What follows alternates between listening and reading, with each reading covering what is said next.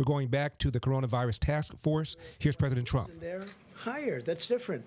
But you can't condemn people living in a flatliner with people living in something where there's the big bump or the bigger bump, or more akin to Italy, where they have some very unique problems. In all fairness to Italy, they have some very unique problems. But if you'd like to come up and... So how many flatline do we have, and A lot how of many them. do we have? How many do we have? So why don't I bring you the whole deck again, and we'll divide out the states so you can see them, because you really have to see each state separately. Dr. Birx.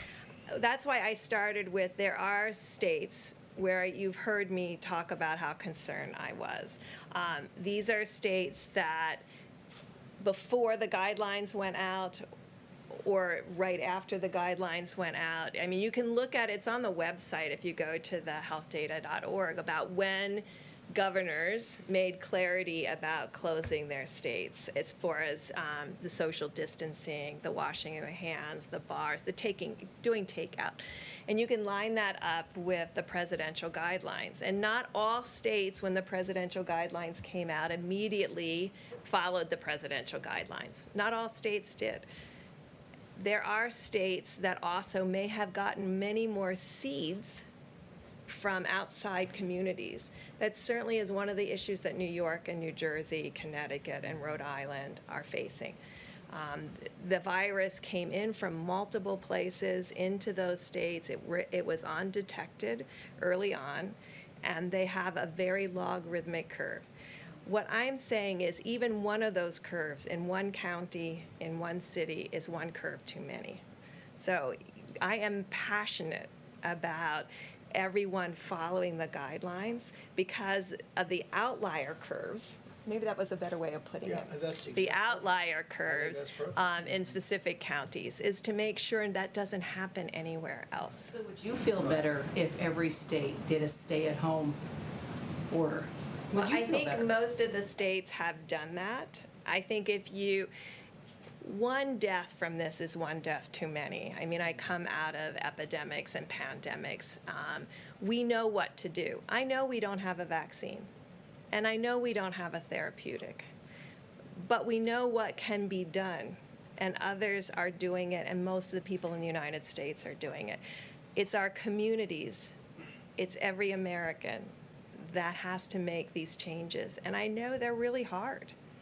And I know it's hard to remember. I mean, I have to say to myself every day, because I'm around very important people, to never touch anything. And I'm just paranoid now about touching things. I'm sure you all are too. I mean, we've gotten to the place where we don't go to your places on Pebble Beach. We go to the one that's open aired because, I mean, you're trying to protect your reporters. I mean, I understand that. We're all trying to protect each other, and we all have to adapt to this new reality that we're in right now. And I believe everybody is trying really hard, and I'm just asking them to try really, really hard for these next 28 days, because they will make a tremendous difference. We see that evidence. And so it's like having a vaccine or a therapeutic, because we know what works, and we're asking everybody to apply what works. And I know it takes amazing attention to detail, because the minute you forget or do something, you're like, oh my gosh, I should have never done that. And that's the level of attention it takes. Covering our faces could help us do So that. I just want to and say, look, guidelines are coming many out. states have started low and slow, and then they stayed at a good level. Some really stayed at a great level. Louisiana's an example. It was low and slow, and they were looking great. I was watching it because, it's a kind of a place people go to with Mardi Gras, which sort of is an interesting point. Because after Mardi Gras, it was low, and then all of a sudden it went up very rapidly, and now it's one of our true hot spots, right? Certain areas of Michigan, Detroit, looked like it was doing pretty good, and then all of a sudden it went up. So you have that too. But I'll tell you what, we have states that have been really incredible in the fact that they have kept so low. They have not. You haven't seen the bump, and I hope you don't. I hope you don't. And you have a couple that for a lot of different reasons, and that's not to blame anybody, but they are at a higher level. But very few. I think, Deborah, I mean, I may say, I think most people have actually followed the presidential, you can call them whatever you want. I would never use the word dictates, because if I used that word, I would be in such trouble. In fact, you'll put me in trouble just that I even mentioned the thought of it, okay?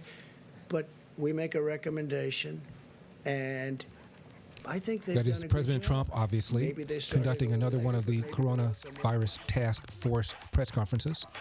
And yes, for 3 years, they call him a dictator, they call him a tyrant, they call him a Hitler. And now they're mad because he's not acting like a dictator, a tyrant, and a Hitler. You cannot win.